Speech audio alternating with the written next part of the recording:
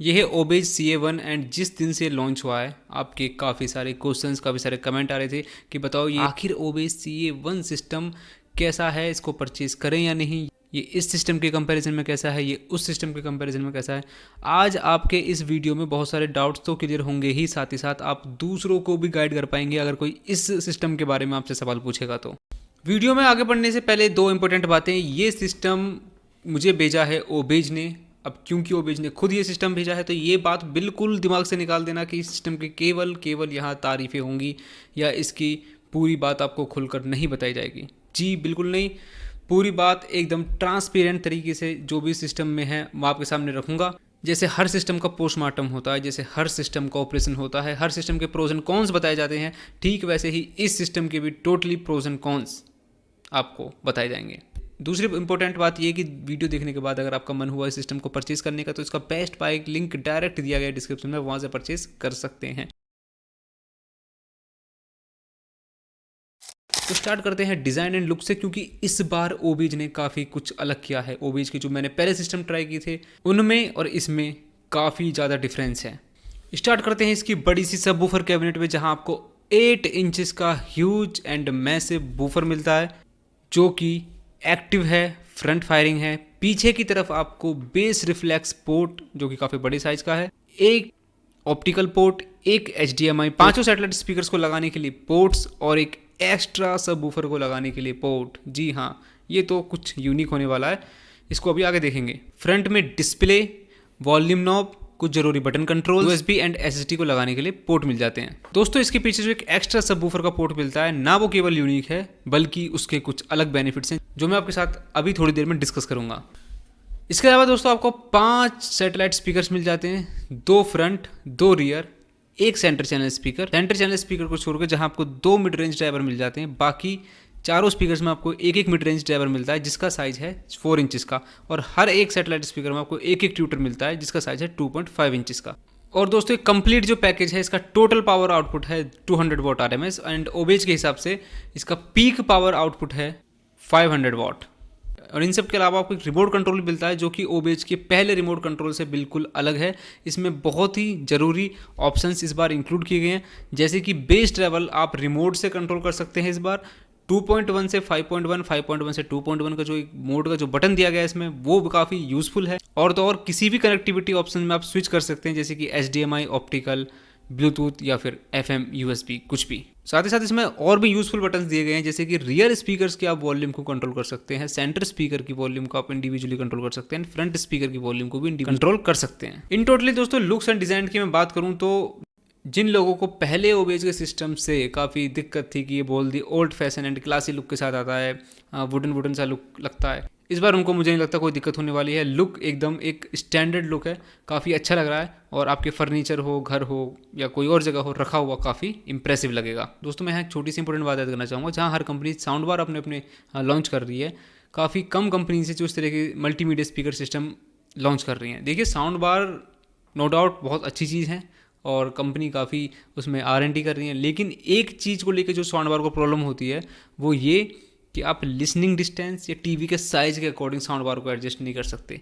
लेकिन इस तरह के मल्टीमीडिया स्पीकर्स में आप टीवी के साइज या फिर अपनी लिसनिंग डिस्टेंस के हिसाब से स्पीकर्स की डिस्टेंस को एडजस्ट कर सकते हैं। ये यहाँ फ्लेक्सिबिलिटी मिलती है, ये एक चीज़ मुझे इन स्पीकर्स की बहुत अच्छी लगती है। तो सीधे चलते हैं साउंड परफॉर्मेंस पर और स्टार्ट करते हैं लाउडनेस के साथ। लाउडनेस इसकी इतनी है कि 300 स्क्वायर फीट तक के रूम को आराम से अपनी साउंड से पूरी तरीके से फिल कर। अब मैंने कुछ एक्सपेरिमेंट किए थे 3 अलग अलग रूम में, मैं वो शेयर करता हूँ आपके साथ। मैंने पहले 10 बाई 12 के रूम में एक्सपेरिमेंट किया, मैं कितनी साउंड के साथ कंफर्टेबल था। मुझे वहाँ 12 से 13 की वॉल्यूम कंफर्टेबल थी। बाय द वे इस रिमोट की जो वॉल्यूम है फुल पहुँच जाती है 32 तक, और मैंने इसको कनेक्ट किया हुआ था अपने टीवी के साथ। फिर मैं थोड़े और बड़े रूम में ले गया जिसका साइज़ था 14 बाई 16, और यहाँ मुझको 17-18 की जो वॉल्यूम थी या 19 की वॉल्यूम इतनी एनफ थी। फिर मैं इसको थोड़े और बड़े रूम में ले गया जिसका साइज़ था 20 बाई 16, और वहाँ 25 और 27 के बीच में मैंने वॉल्यूम को रखा, वो मुझे एनफ थी। तो कुल मिला के इन कंक्लूजन मैं ये बोलूँ कि 300 स्क्वायर फीट या उससे हल्का सा भी बड़ा रूम है आपका, तो साउंड को इस तरीके से आपको फिल कर देगा कि आपको साउंड में किसी भी कोने में कोई कमी महसूस नहीं होगी। लेकिन अगर आप इससे ये एक्सपेक्ट कर रहे हैं कि आपके कान में किलकारी गूंजे, जैसे बच्चा होता है ना आस पास कान में जो चुभती है एक आवाज़, या फिर बहुत ही शार्प आवाज़ हो, बहुत श्रिल आवाज़ हो, इस तरीके से एक कान जिसमें मतलब लोग कान बंद कर लें, या एक पार्टी बॉक्स जैसी आवाज़, उस तरह की आवाज़ नहीं है इसकी। या मैं बोलूँ कि उस तरह की लाउडनेस नहीं है, उस तरह की लाउडनेस आपको इसमें फील नहीं होगी। लाउडनेस इसलिए फील नहीं होगी उस तरह की क्योंकि इसका जो साउंड का नेचर है, हाई वॉल्यूम पर भी काफ़ी एक फ्लैट रहता है, सॉफ्ट साइड रहता है और काफ़ी नेचुरल लगता है। तो इस वजह से फुल वॉल्यूम पर भी आपको आवाज़ बिल्कुल भी नहीं चुभेगी, और इसलिए हो सकता है कि फुल वॉल्यूम पे ले जाने के बाद भी आवाज़ आपको उस तरह की लाउड ना लगे जिस तरह की मैंने आपको कुछ अभी थोड़ी देर पहले एग्जांपल दिए थे। अब ज़रा थोड़ी सी बेस की बात कर लें, क्योंकि बेस के बारे में जानने के लिए बहुत सारे लोग तड़प रहे होंगे कि बेस कैसा है इसका, है ना। आपकी फेवरेट चीज़ है बेस। बेस के बारे में अगर मुझे यहाँ 2 वर्ड्स बोलने पड़े तो वो होंगे एक्यूरेट एंड टाइट। और इसी एक्यूरेसी एंड टाइटनेस की वजह से एक एक बीट आपको सही से सुनाई भी देती है, फील भी होती है और समझ में भी आती है। बेस को ना तो बहुत ज़्यादा हार्ड रखा गया है और ना ही बहुत ज़्यादा सॉफ्ट रखा गया है। इसके बोल सकते हैं एक perfect balance of soft and hard, जिसकी वजह से आपको बेस में जो बीट्स होती हैं उनको सुनने में अलग मज़ा आने वाला है, आई प्रॉमिस। एंड हालांकि मैं ये नहीं बोलूँगा कि यहाँ आपको बहुत डीप वाइब्रेशंस मिलेंगी, बहुत ज़्यादा चेस्ट को वाइब्रेट करने वाला बेस, वाइब्रेशंस भर भर के, या बहुत ही ज़्यादा डीप लो बेस मिलेगा जो आपके घर को हिला देगा। इस टाइप का बेस नहीं है, टाइट है, क्लीन है, एंड इतना है कि आपको एक अच्छा थंप भी दे सके और एक पंच भी दे सके बीट के अंदर। तो यहाँ पंजाबी जो गाने होते हैं, हिप हॉप म्यूज़िक होता है या डीजे रिमिक्स म्यूज़िक होता है, उसमें अंदर जो बीट्स होती हैं उनको आप अच्छे से एंजॉय कर पाओगे। अच्छा, अगर सिस्टम के साउंड सिग्नेचर के हिसाब से देखें तो बेस को लगभग बैलेंस ही रखा गया है। मैं ये नहीं बोलूँगा कि जैसे इस प्राइस रेंज के या इससे नीचे या ऊपर प्राइस रेंज में काफ़ी बार बेस बूस्टेड मिलता है मैक्सिमम सिस्टम्स के अंदर, इसमें बूस्टेड नहीं है, बैलेंस्ड है, जिससे कि वोकल की क्लैरिटी और ज़्यादा अच्छी लगती है आपको। लेकिन आपकी जो भूख है इससे नहीं मिटती है, थोड़ा सा बेस ज़्यादा चाहिए, तो क्या करेंगे आप? तो इसके लिए ओबेज ने एक सोल्यूशन निकाला है, इसका नाम है SSW1। एक और एक्स्ट्रा बूफर आप ऐड कर सकते हैं और जिससे कि बेस थोड़ा सा और बढ़ जाएगा, और इसका फ़ायदा ये है कि और ज़्यादा कवरेज मिलेगी बेस की फ्रिक्वेंसीज को आपके रूम के अंदर। अब देखिए कितना बेस बढ़ेगा, आप कंफ्यूज होंगे कि कितना हमें डिफरेंस देखने के लिए मिलेगा। आप ज़रा ये ट्रैक सुनिए सिंगल बूफर के साथ, और फिर उसके बाद जो प्ले करूँगा मैं वो डबल के साथ होगा। सुनिए इसको।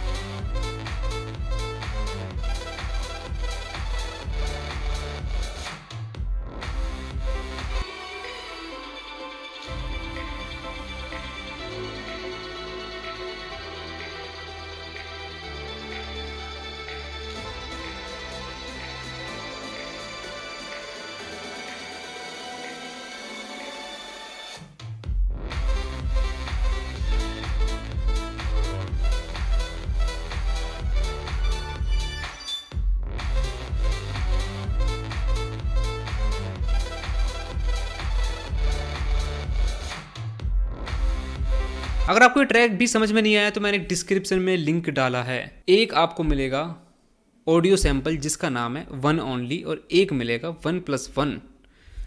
तो एक सिंगल बूफर के साथ है, एक डबल बूफर के साथ है। आप उसको सुन सकते हैं और खुद अपने हिसाब से जज कर सकते हैं कि बेस में कितनी इंक्रीज़ हुआ, बेस कितना इंक्रीज़ हुआ। तो आप अच्छे से जज भी कर पाएंगे कि आपको एक एक्स्ट्रा बूफर खरीदना है या नहीं। अब बात कर लेते हैं इस स्पीकर की अकॉर्डिंग टू मी जो सबसे बड़ी और स्ट्रॉन्ग हाईलाइट है, वो है इसके वोकल्स, जो काफ़ी नेचुरल हैं, बैलेंस्ड हैं, सूथिंग हैं एंड स्मूथ हैं। और इन्हीं अच्छी क्वालिटी वोकल्स की वजह से डॉल्बी डिजिटल को सपोर्ट ना करते हुए भी ये अपने 5.1 कॉम्पिटिटर्स जो डॉल्बी डिजिटल को सपोर्ट करते हैं, जो आपको एक ट्रू सराउंड साउंड तो दे देते हैं लेकिन क्लैरिटी नहीं देते, ये सिस्टम उनसे इस मामले में आगे निकल जाता है। तो डेफिनेटली एक प्राइस का बजट है आपका, आपको एक 5.1 मिल रहा है जिसमें आपको एक अच्छी क्लैरिटी मिल रही है, लेकिन एक ट्रू सराउंड साउंड नहीं मिल रहा, आपको एक वर्चुअल सराउंड साउंड मिल रहा है। एक आपको ट्रू सराउंड साउंड मिल रहा है लेकिन उसकी साउंड क्लैरिटी क्वालिटी उतनी अच्छी नहीं है, तो आप क्या चूज़ करोगे ये मैं आपके ऊपर छोड़ता हूँ। एंड ऑफकोर्स डॉल्बी में जैसा आपको ट्रू सराउंड साउंड मिलता है, ये एक्सपेक्टेशन इस सिस्टम से मत रखना। मेरी वीडियोज़ में कोशिश ये होती है कि लोग सिस्टम से जो भी मैं वीडियो में दिखा रहा हूँ उससे कुछ एक्स्ट्रा एक्सपेक्ट ना कर लें, लेकिन डेफिनेटली इस प्राइस रेंज में जो साउंड बार्स आ रहे हैं, जो डॉल्बी डिजिटल के साथ आ रहे हैं 5.1 sound bar, I don't think clarity के मामले में इसके आगे वो टिक पाएंगे। वैसे तुम ऑफिस में काम क्या करते हो, यूं मंडराने के अलावा? कोई प्रॉब्लम क्या? मैं तुम्हारा हाल पूछ रहा हूँ। अगर पेट में दर्द है तो कॉफी मत पियो, एसिडिटी हो जाएगी। वैसे तुम्हें पता है तुम्हें एडिटर इन चीफ नहीं वार्ड बॉय होना चाहिए। जब देखो एसिडिटी, गैस, यही सारी बातें करते रहते हो। तुम्हारा हर काम पेट से शुरू होता है क्या? और तुम्हारा हर काम ताने से शुरू होता है क्या? इसके वोकल्स इतने कंफर्टेबल हैं, मान लो कि आपको नाइट टाइम लिसनिंग करनी है या फिर आपको स्पीकर के पास बैठ के सुनना है, अपने डिस्टेंस कम करनी है, तो भी आपको कुछ भी अनकंफर्ट इरिटेशन फील नहीं होगा, जो काफ़ी सारे स्पीकर्स में होता है। क्या होगा, आप उनको दूर से बैठ के सुनते हो तो ठीक लगता है, पास आके सुनते हो तो बहुत अजीब सा लगता है, इरिटेट होने लगती है, काफ़ी शार्पनेस घुस जाती है कानों के अंदर। इसमें वैसा नहीं है, तो ये इसका एक बहुत बड़ा प्लस पॉइंट है। इंस्ट्रूमेंट भी बहुत अच्छा साउंड कर रही है, स्पेशली तबला। तो यहाँ जो डिवोशनल म्यूज़िक है आपको उसको सुनने में मज़ा आने वाला है। प्लस मूवीज़ में और सीरियल्स में दोस्तों जो वोकल्स आ रहे हैं वेरी क्लोज टू नेचुरल। हाइस की दोस्तों बात करें, काफ़ी अच्छी तरीके से डिटेलिंग ऐड कर रही हैं और काफ़ी स्वीट हैं एंड सॉफ्ट हैं। बाकी दोस्तों मुझसे अक्सर लोग सवाल पूछते थे कि मुझे जिम के लिए, कैफ़े के लिए, रेस्टोरेंट के लिए एक सिस्टम चाहिए जो पूरी जगह को साउंड से फिल कर दे। तो दोस्तों मैं आपसे एक ही बात कहना चाहूँगा, आपको अगर ऐसा सिस्टम चाहिए कि जो आपके कस्टमर को भगाए नहीं, जो आपके कस्टमर को इरिटेट ना करे और हाई वॉल्यूम पर भी क्लैरिटी अच्छी खासी दे दे, तो आप ओबीज को यूज़ कर सकते हैं। बेस ज़्यादा चाहिए तो आप एक्स्ट्रा सबवूफर भी ऐड कर सकते हैं, आपके पूरे स्पेस को अच्छा खासा फिल कर देगा। आप वहाँ स्वीट म्यूज़िक चलाइए या कोई मूवी या कुछ और। तो दोस्तों ये सिस्टम मुझे ऐसा लगता है जो सबसे बड़ी हाईलाइट है इसकी क्लैरिटी में भी वोकल्स, टाइट बेस, और जहाँ जहाँ मुझे लगा कि आपको कमी दिख सकती है वो मैंने आपको डिस्कस की। अब आप इस वीडियो को पूरा दोबारा से देख लीजिए, सही से देख लीजिए, सोचिए और आपको सिस्टम लेना है या नहीं लेना ये आप डिसाइड कर सकते हैं। बाकी और सिस्टम के कंपैरिजन में कैसा है मैं आगे वीडियो बनाने की कोशिश करूँगा। अदरवाइज़ आप इंस्टाग्राम पे या कमेंट सेक्शन में मुझसे फ्री होकर सवाल पूछ सकते हैं। तो चलता हूँ, मिलता हूँ किसी नेक्स्ट वीडियो में।